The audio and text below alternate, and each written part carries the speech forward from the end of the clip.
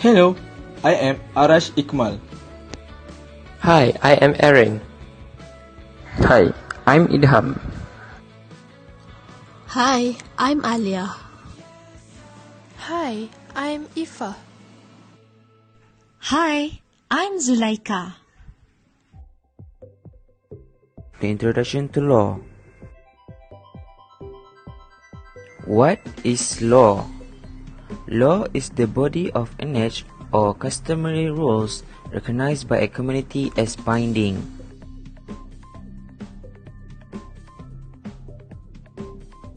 Law is generally the procedures and the rules of conduct or act which one uses once every sense in order to harmonize the convenience of oneself and or another. Sir John Salmond said, the body of principle recognized and applied by the state in the administration of justice. Law consists of the rules recognized and acted or by courts of justice. Why need law? The aims of law are mainly to attain justice and to encourage the doing of what is right or just in a particular set of circumstances. Peninsular Malaysia, Sabah and Sarawak, one political unit, but is not governed exactly the same set of laws. There are two important links. First, the Parliament, and second, the Federal Court. Classification of law divided to three: public law, private law, and international law. Public law has constitutional law, administrative law, and criminal law. International law has public international law and private international law. Private law has relation between a citizen and another and relates the rights and duties of an individual. Next, sources of Malaysian law divide to two. First, written law, and second, unwritten law. Lastly, administration of law divide to two. First, subordinate courts, and second, superior courts. The Constitution consists of constitutional monarchy, parliamentary democracy, the legislature, the executive, and the judiciary. Let's start with the constitutional monarchy. The head of state of the federation is elected by conference of rulers every 5 years so that it rotates among rulers. Under Article 40 Clause 1, YDPA Act, with the advice of the Cabinet or of a minister, acting under the general authority of the Cabinet, except as otherwise provided by this Constitution, but entitled at his request to any information concerning the government of the Federation which is available to the Cabinet. According to the Federal Constitution of Malaysia, Yang di-Pertuan Agong acts as the head of country. He is divided into three main powers, which are the legislature, the executive, and the judiciary. In the legislature, he is a component of parliament and may not refuse assent to bills passed by House of Representatives and Senate. In the executive, he appoints the Prime Minister and members of the cabinet. In the judiciary, he appoints the Chief Justice of the Federal Court, the President of the Court of Appeal, the Chief Judge of each of the two High Courts, and all judges of the Superior Courts. Let me explain about parliamentary democracy. Malaysia practices parliamentary democracy which once every 5 years. There should be a general election when adult citizens choose who should govern them. The legislature. The legislature consists of YDPA, Senate, and House of Representatives. Senate consists of 70 members. 26 are from the state assemblies. 4 were appointed by the YDPA. Same goes to the other 40, except they are on the advice of Prime Minister. The terms of appointment are 3 years. shall not be affected by a dissolution of Parliament and not hold office for more than 2 terms. Moving on to House of Representatives.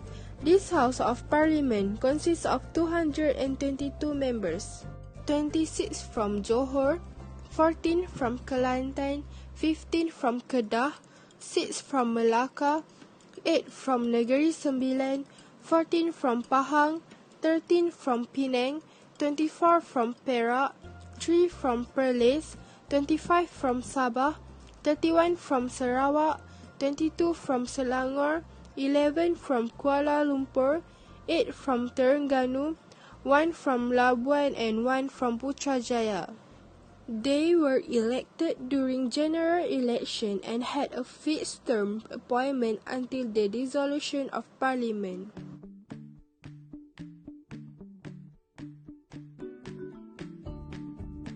What is the executive?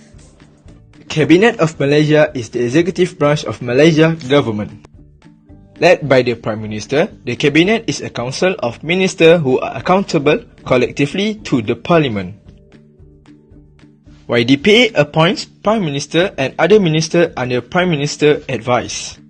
Prime Minister must be a member of Dewan Rakyat who in the judgment of YDPA is likely to command the confidence of the majority of its members. The YDPA appoints other ministers from among the members of either the Dewan Rakyat or the Dewan Negara, acting on the advice of the Prime Minister.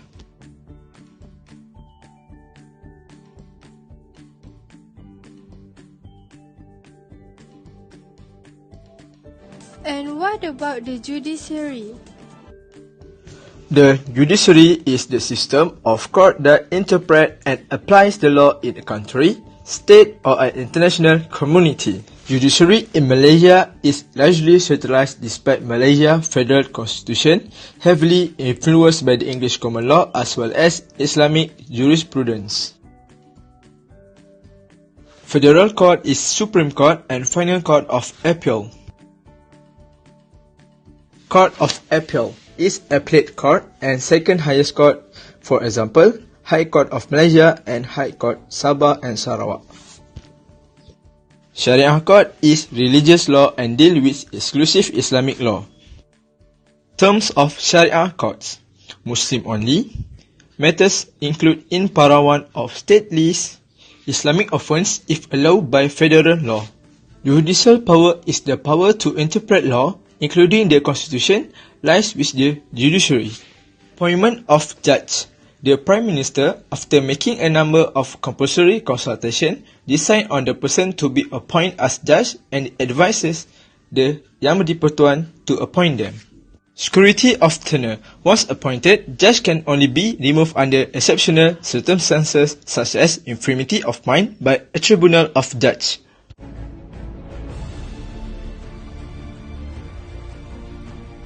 During the prehistoric period, the Proto-Malays were headed by a Batin and assisted by a Jinang or Menteri when he was incapacitated.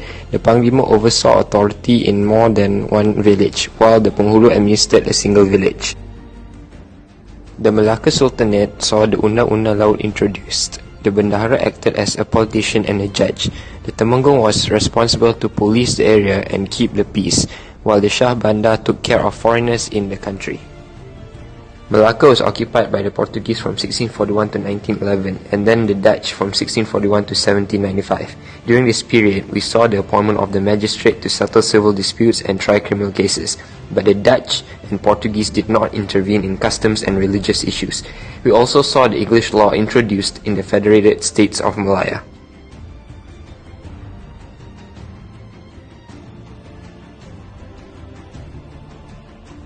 On the 31st of August 1957, Malaysia got its independence. The federal constitution became the supreme law of the country, and since 1957, all states in Malaysia apply to the supreme constitution.